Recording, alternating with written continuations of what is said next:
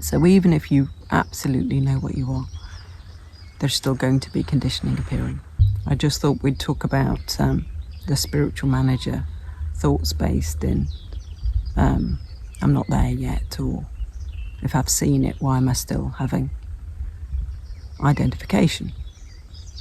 So even if there's been clarity, or you're still on the journey but you have some sense of what you are, there can still be thoughts appearing, there can still be identification appearing, old patterns, conditioning appearing. That's just how the mind references a point of view, how it navigates the world, and it also judges.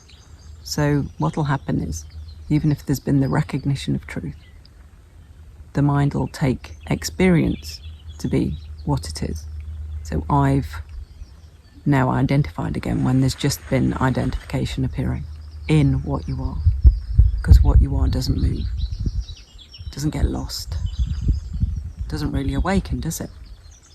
The thought I've lost it, just normal thoughts of a me, conditioning, appearing and disappearing, are appearing and disappearing in what you are. They're not what you are. So it's key to see that all experience is not what you are. And then this spiritual commentary of is like another layer added on. This sense of falling asleep to your thoughts and getting lost in them.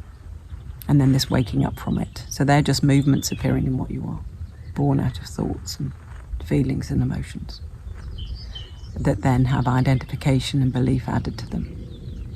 And then what happens is there's judgment comes after. Once that sort of recognition that there was some sort of falling asleep, there's judgment. I shouldn't have fallen asleep. Why do I keep doing this? Why do I have to keep remembering? Can you see they're just another added layer of suffering? So, life is hard enough. The identification, there's now judgment about that. So there's extra suffering. I'm quite passionate about sharing that we don't need to have that extra layer of suffering. Attention goes towards a thought, but you're not the attention. The attention is a movement. So attention goes towards a thought, and then that thought's familiar. So that thought has belief and has some weight to it. So perhaps belief or identification. But there's nobody identifying. There's nobody adopting thoughts. That's just the experience what we all can have.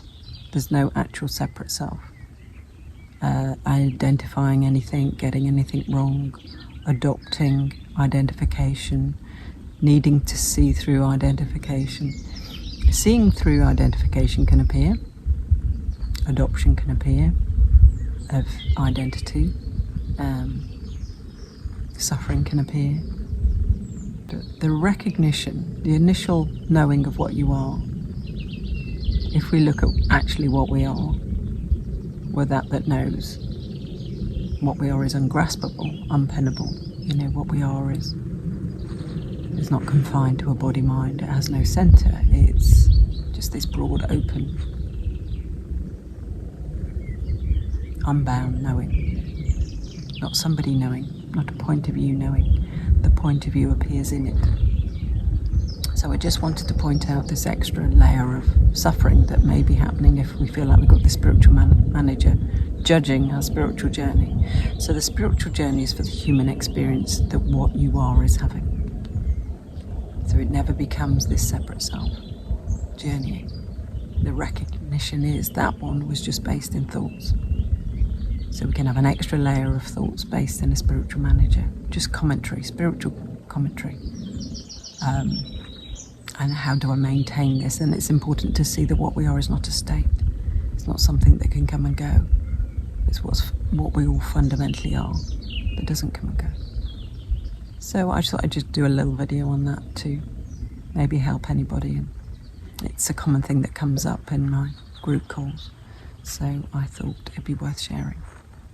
We don't need that extra layer of suffering.